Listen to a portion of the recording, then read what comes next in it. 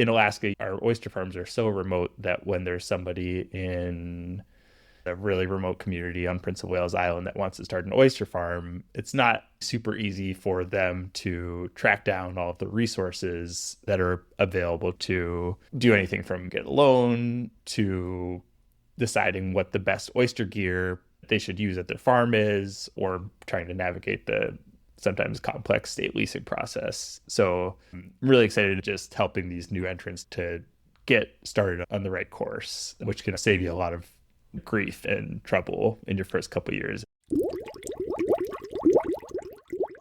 Welcome to OYSTER-ology, a podcast about oysters, aquaculture, and everything from spat to shuck. I'm your host and the food walker, Kevin Cox. In my never-ending quest to venture far and wide to invite oyster-ology guests to talk about this oyster and oyster-adjacent world, I've had some inspiring Alaskans discuss the realities of oyster farming in America's last frontier. But it's not just oyster farmers who are responsible for creating the increasingly vibrant and exciting Alaskan oyster culture. It's also those who are there by their sides to support, educate, and train Alaskan pioneers in this growing industry. And that includes my guest, James Crimp, the Shellfish Mariculture Specialist with Alaska Sea Grant, an organization whose noble mission is to enhance the sustainable use and conservation of Alaska's marine, coastal, and watershed resources through research, education, and extension. James's duties in this important supportive role is to expand opportunities for shellfish mariculture in Alaska through industry-driven research and education around the entire state, which, as you know, is very large and pretty remote. In our conversation, James describes where he came from, how he landed this coveted role fresh out of a master's program, and what he does when traveling on ferries and little planes all over Alaska. From finfish to lobsters, scallops, abalone, and even kelp, James brings far-reaching knowledge of creatures in the sea, and he takes that knowledge to both new and seasoned farmers, helping to educate, train, and introduce new techniques which will help make their oyster farming lives a little easier. But James humbly explains that in doing his work, he often finds himself more the student than the teacher of the people he supports, and he wouldn't expect it to be any other way. So pack your waterproof travel bag and check your ego at the gate as we hear about remote farming in Alaska, learning to listen to the experts, the relationship between abalone and kelp, the state of the oyster, toxic algal blooms, being schooled by your students, oyster seed security, bacon-eating bald eagles, and gaining the trust of people you want to support. With marine biologist, fisherman, educator, researcher, and infectiously enthusiastic shellfish mariculturist, James Crimp. James Crimp, it is so great to have you as a guest on OYSTER-ology. Thank you so much for being here. And you're in Juneau, Alaska, is that right? That's correct. Yep. So I know that you are with Sea Grant Alaska, but I don't know if that's the right way to call it. Is it Alaska Sea Grant Alaska? It is Alaska Sea Grant. That is true. Oh, okay. And tell me what you do with Alaska Sea Grant. Yeah, so I am our Shellfish Mariculture Specialist. So my role is I do research and I do education primarily with the oyster industry up here to solve issues they're having on their farm or help them explore new avenues. And then my education work is helping new oyster farmers get started, helping existing oyster farmers to expand to a new gear type or tackle an emerging issue, be it disease or whatever else. I work with shellfish growers across the state of Alaska, which is a pretty big state. So it's a fun and very rewarding job. What brought you to where you are right now doing this work? Yeah, so I grew up in Anchorage, Alaska. Grew up in a commercial fishing family. My folks used to live in Dillingham, Alaska, which is out in Bristol Bay, which has the largest sockeye salmon run in the world. So I grew up set netting or gill netting for sockeye salmon out there. It's a really interesting fishery, actually, that I still continue to do today. It's a really short run where this massive amount of sockeye push up from the ocean into these rivers, and we catch them along the way. I decided to go to college in Maine, wanted to get out of the state, but also was really keen on staying close to the coast somewhere. I think moving to this, the center of the United States to the desert or somewhere would have been really weird for me. And Not a lot of sockeye salmon around there. yeah, not a lot of any marine critters. So going to Maine, I had some family there, and I was lucky enough to have one of my housemates, Amelia Campbell. Her dad is a lobster fisherman up on North Haven Island, which is an island about halfway up the coast of Maine, a really cool small community. Really reminded me a lot of Alaska, these kind of tiny remote communities. And her dad, both fished for lobster and scallops, but also had an oyster farm up there. And I never had heard of a fisherman also farming in the ocean. Growing up in Alaska, I think I had a friends don't let friends eat farm salmon bumper sticker on my CRV growing up. And, it's all about wild caught fisheries. But the more I learned about oyster farming, and also the fact that you could do both at the same time, the more excited about the concept I got. And when I graduated college, decided it was something I wanted to explore more. And I got a job at this nonprofit in the coast of Maine called the Island Institute. And the Island Institute, in a lot of ways, is kind of like a nonprofit version of Sea Grant. Their mission was to further coastal sustainability along the coast of Maine.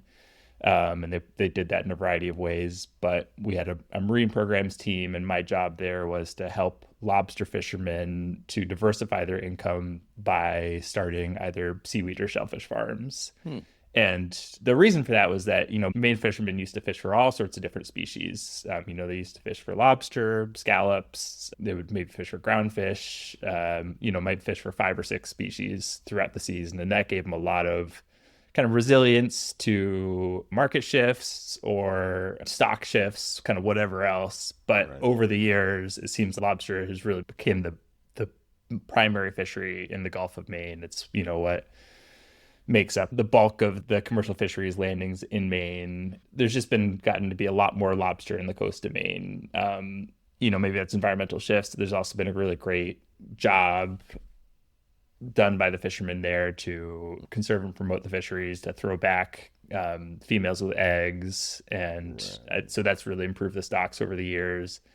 And also the value too. I think lobster over the years has gained more of a reputation as this delicacy. So now you've got more landings and a higher price that make it just a really, really lucrative fisheries for folks out there. But at the same time, it's a lot harder, especially to fish for groundfish out there. You always hear about cod stocks in the Gulf of Maine really going down in the 90s. And so, it was a combination of both of those things. But as a result, everyone's dependent on lobster. And then we were worried that if there was some sort of crash in market or in stocks of lobster, it could lead to a coast that was really struggling.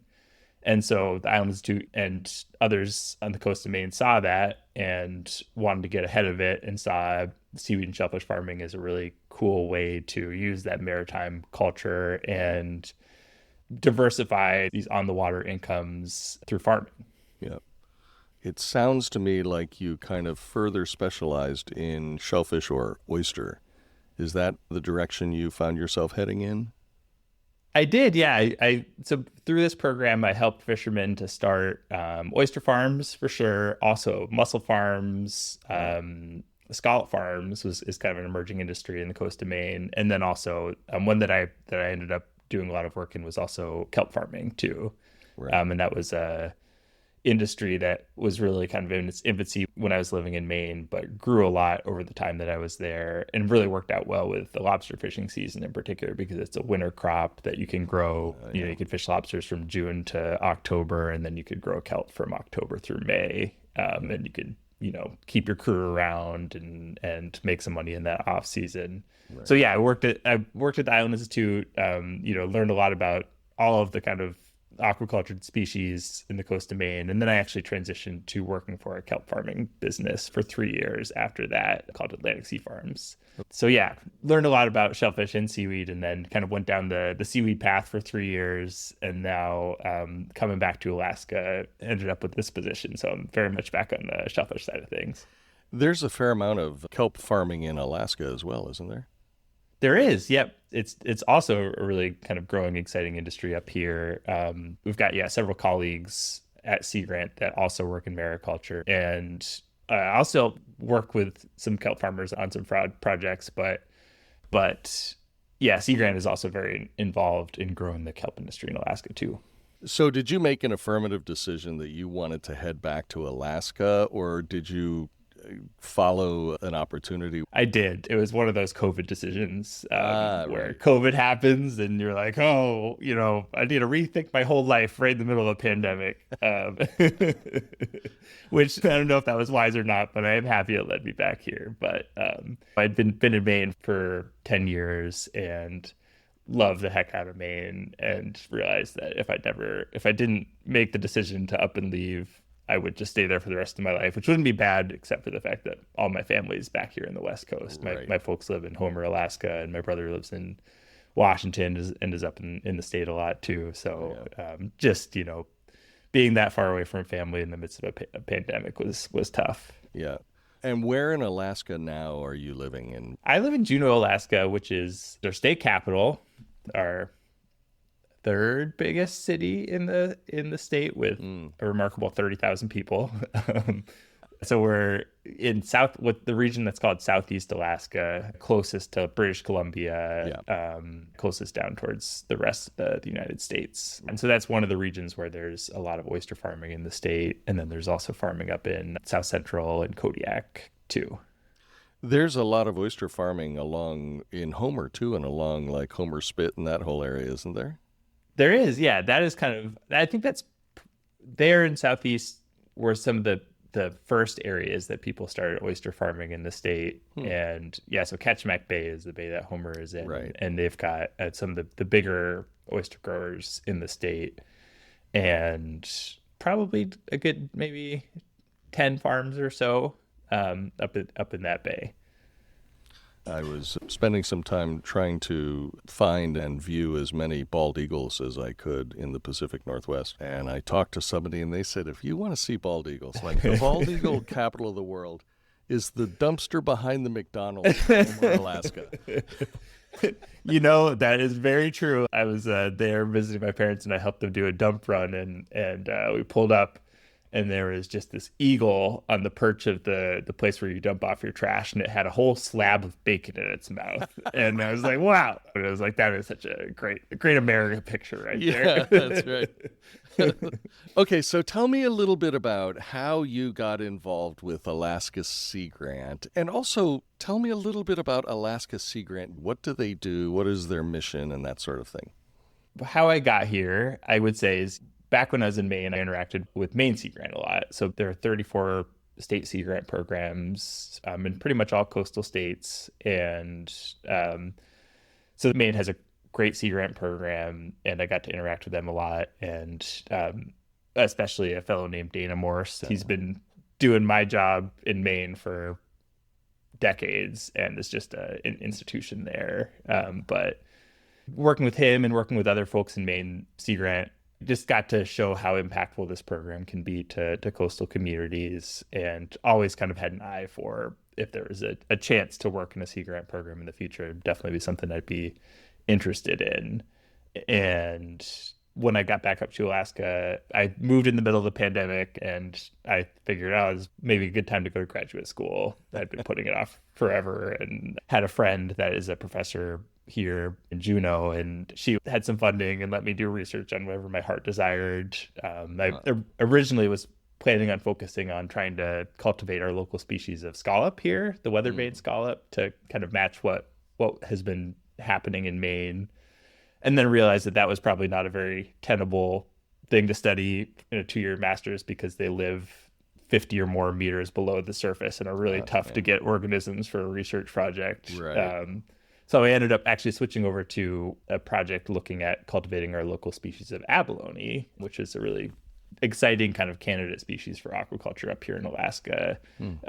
If you look at abalone farms in China or Korea, they grow them in the ocean right alongside kelp farms, and abalone actually consume kelp. So what they do is they drive their boats over to the kelp farms, just fill up their boats, these big barges with kelp, and then drive over to the abalone and then plop the kelp on top of the abalone. So yeah, was curious about kind of replicating that model in Alaska, where we have a lot of space for both abalone and kelp farms, and there's a lot of interest in kelp cultivation. Right. So yeah, I did a master's looking at that for a couple of years, and it was really a great opportunity for me to network throughout the state of Alaska and meet a lot of the folks that work for Alaska Sea Grant. And then as I was graduating, a job popped up and I jumped on it. And that was the job you currently have right now? That was the job I currently had, yeah. Shellfish Mariculture Specialist, which the position I started back last September. So what does a Shellfish Mariculture Specialist do?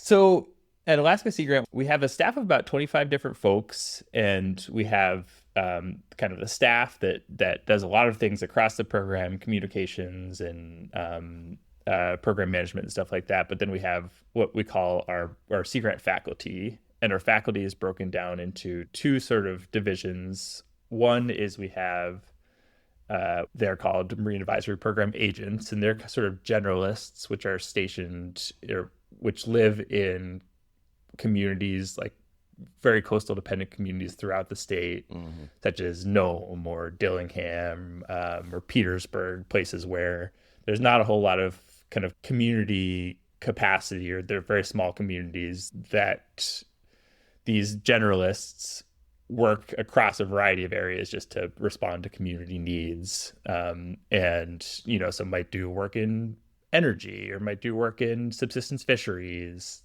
you name it, kind of whatever they're hearing from that community, they need assistance with.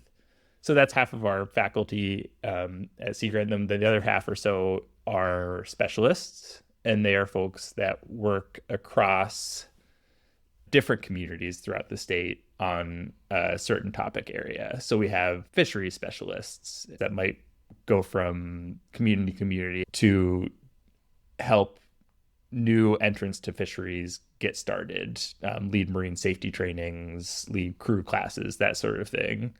And then we have like education specialists that help lead environmental education in schools. But then I'm a mariculture specialist. So my specialty is shellfish mariculture. So like I said, about half of my position is more education oriented, and then the other half of my position is research oriented. So for the education side, basically all the work I do, we try to make it responsive to the needs of the industry. A lot of that is just making sure I'm well connected with farmers throughout the state. One thing I just really like to do is just go out and spend a day working with a farmer whenever I can manage it, because that's the best way to connect with them, because they're so dang busy all the time. But kind of hear what they're struggling with, what they're excited about, and then develop programs from there. So some of the education side programs that I have helped to start have been something as basic as we helped to put on an OSHA certified forklift training for oyster farmers on Prince of Wales Island. Things that are really basic like that, to maybe like a harmful algal bloom monitoring training. We've been helping farmers throughout the state to learn the techniques to actually monitor the water around their farms for Alexandrium cells. And then if there are a high level of cells in the water, maybe preemptively stop their harvest to avoid being shut down for a mandatory 3 weeks by the state of Alaska. So projects like that. Or then another thing I do a lot is working with new entrants to oyster farming. And that's a in Alaska, our oyster farms are so remote that when there's somebody in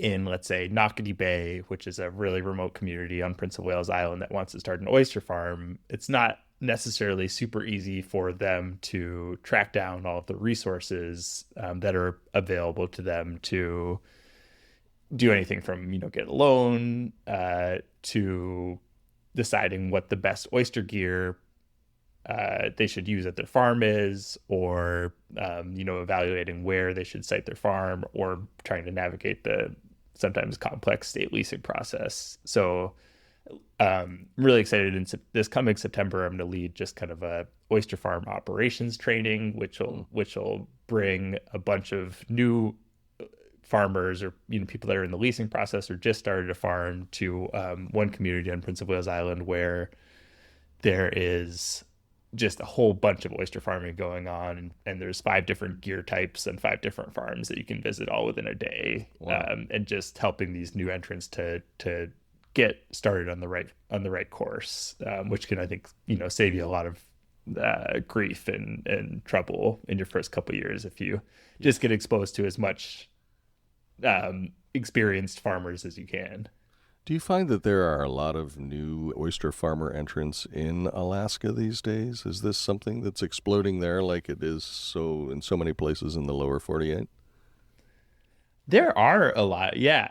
I wasn't actually sure when I started this position how many there would be, but I think I've got a list of 20 folks that I think would be a great fit for this training I'm leading. And similar to Maine, fisheries have seen some upheaval in the last decade or so, and people that really, my commercial fishing business 2 years ago, we got paid 65 cents a pound for our salmon, and that was like really a struggle for people that are making their living so slowly off of salmon. So I think that people look to oyster farming as kind of a hopeful aspect of the marine economy and something that they maybe have a little bit more control over because you're cultivating this crop. You're not as exposed to sort of like natural fluctuations in stocks. And as oyster farming is just kind of becoming more popular, more well-known throughout the state, and the more people hear about it, the more excited they are about it. How would you describe the relationship between you and what you do and individual farmers? Yeah, well, first of all, I would say I'm probably the one that's being taught more than teaching them at the moment. But we're not a regulatory body by any means. Our role is to help basically connect research taking place at the university and the federal level to growers to improve their businesses. So we're all about helping respond to their needs. And what we're shooting for is kind of a partnership where they can look to us as a resource for whatever's going on with them, whatever they need assistance with. We're associated with the University of Alaska rather than with Alaska Department of Fish and Game or any sort of regulatory body like that. It sounds like you spend a lot of time traveling around to different remote parts of Alaska to meet the farmers and see the waters. Tell me a little bit about how you get around and how that works for you. Yeah, definitely a lot of travel that comes with this job. When you start a job, you're so excited for a job that allows you to travel. And then when you're out of your home every other week, it can it can be a lot. But it's really just, there's such great communities around the state that are always fun to get to. But yeah, Juneau, where I live, has I think we have maybe a 50-mile road system that doesn't leave the city of Juneau. We can't get to any other towns from Juneau. We have the Alaska Marine Highway system throughout Southeast Alaska, which allows us to travel to some other Alaskan communities, although generally it's just a lot of plane travel. It'll be taking Alaska Airways to whatever the closest hub is to a place that I'm trying to get to, be it Ketchikan or Anchorage, and then maybe a smaller ferry to get over to Prince of Wales Island, or little runway bound planes that take you where you need to go. One of the things that I'm curious about is what it's like to try and farm oysters in such remote areas of Alaska, and how do you support those challenges for farmers that are way out in Nocketty Bay or somewhere else? Yeah, that is definitely a tricky part of growing oysters in Alaska. And yeah, getting your oysters from that tiny community to market can be tough. And so just figuring out those challenges and think on a case-by-case basis is what we can do. With all of your very close involvement with farmers and also with the science and the research and education of it, what would you say is the state of the oyster in Alaska these days? It's kind of state of the union, but for oysters. I think the state of the oyster is pretty bright. You talk to established growers and they're just really excited about the industry and the growth potential of it. I think this industry, might not see exponential growth, but I think it's just going to see steady, continuous growth for the coming years. It's just such a great product. Yeah. And, just whenever you're growing a product like that, it just kind of speaks for itself. And you know that this has a lot of legs to succeed.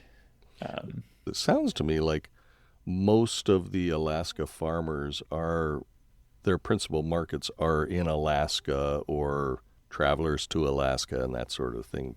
Do you have much to do with helping them develop markets to distribute their product? Not too much at the moment. I think it's little things like, I know that Island Air in Klawock is a community where a lot of oysters get shipped out of, and they're talking about getting a cold storage facility at that airport, and supporting little things like that can really help with the logistics. Could be key in furthering Alaska markets. So yeah, seeing what we can do, being opportunistic about little areas that can make a big difference and we can plug in on is kind of what I'm looking for. Yeah. Tell me a little bit about toxic algae blooms associated with oyster growing in Alaska.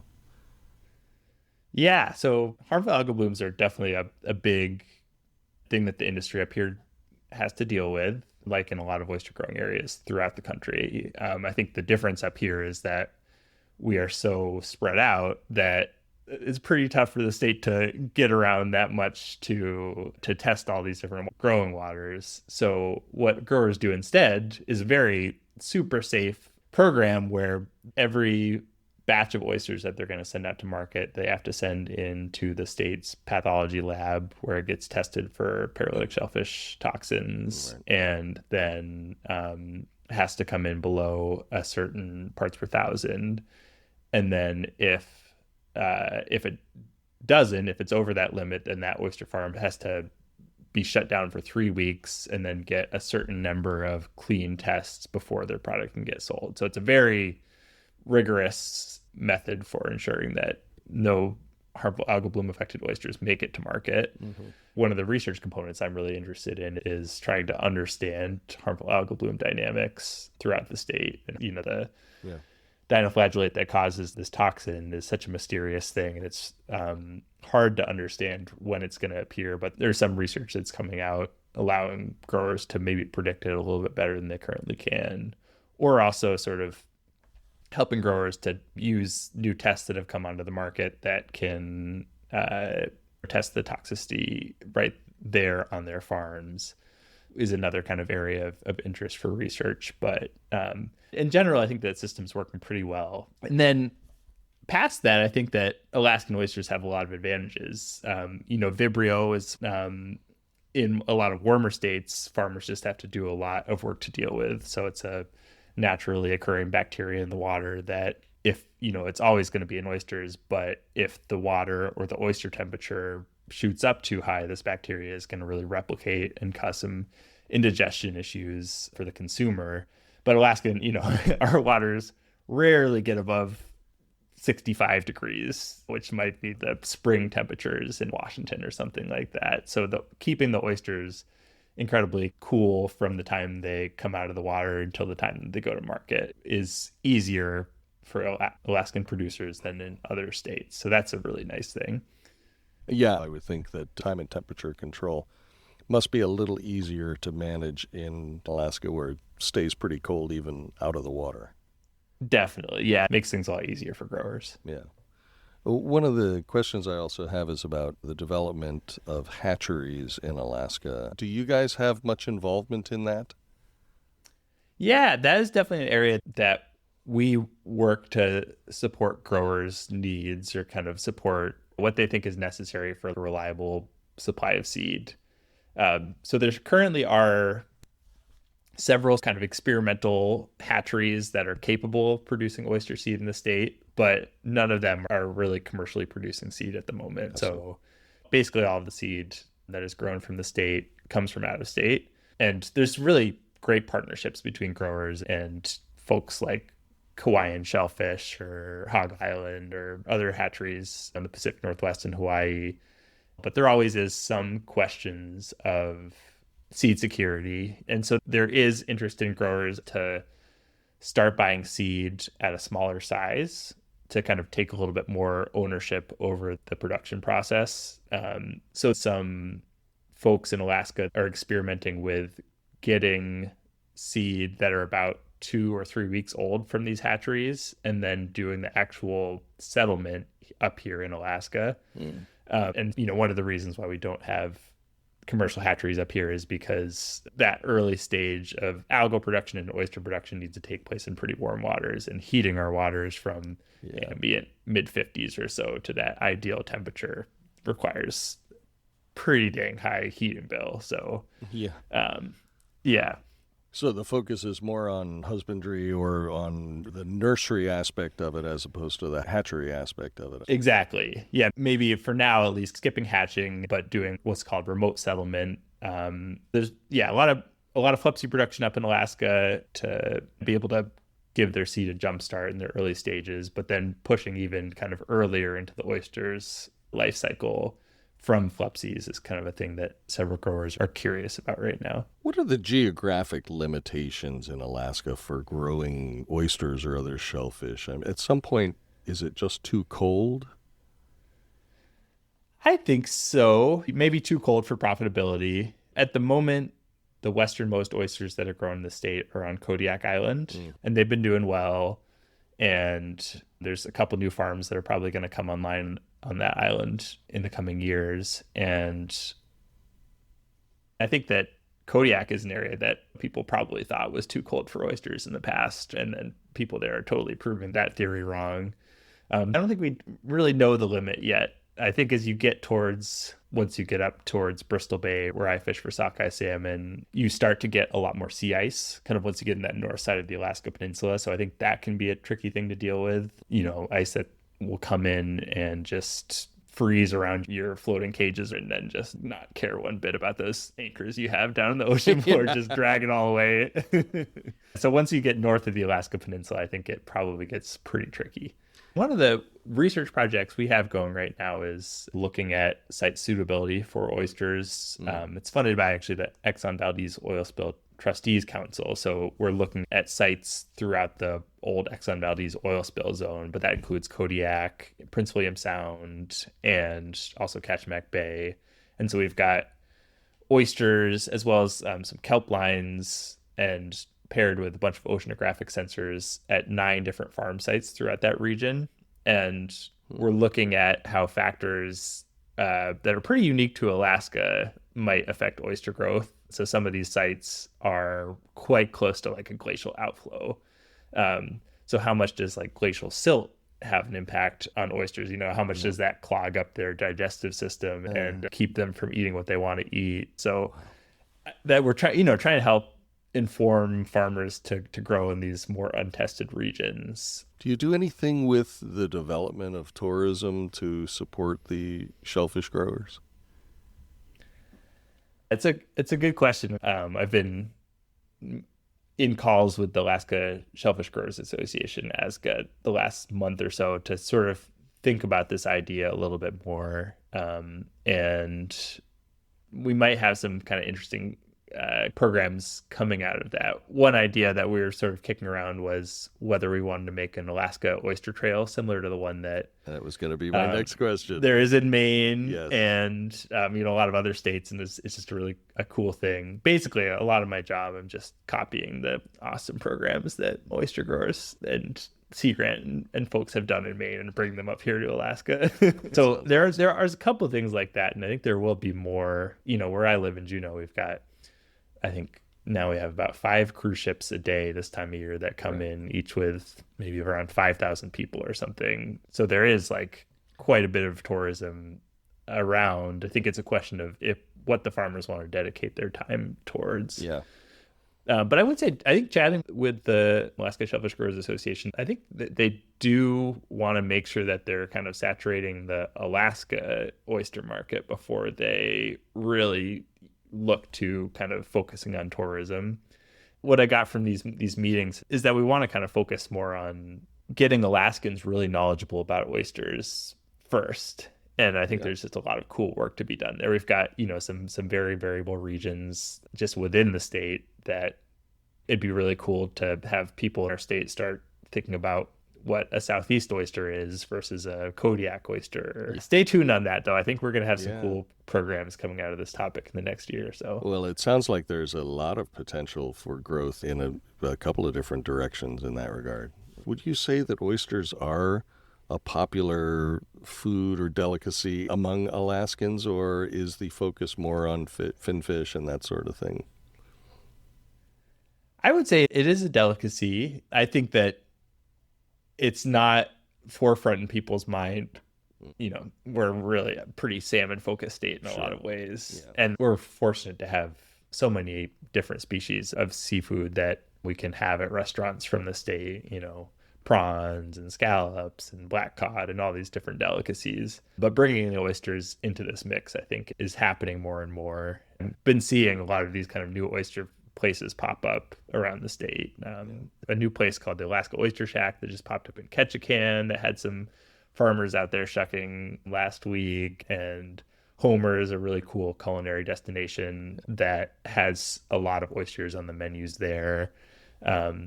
Anchorage, where I grew up, I think we could get a lot more oysters into the mix in those restaurants too. And that's, a big population center with over half our state's population. What about you? Do you eat a lot of oysters?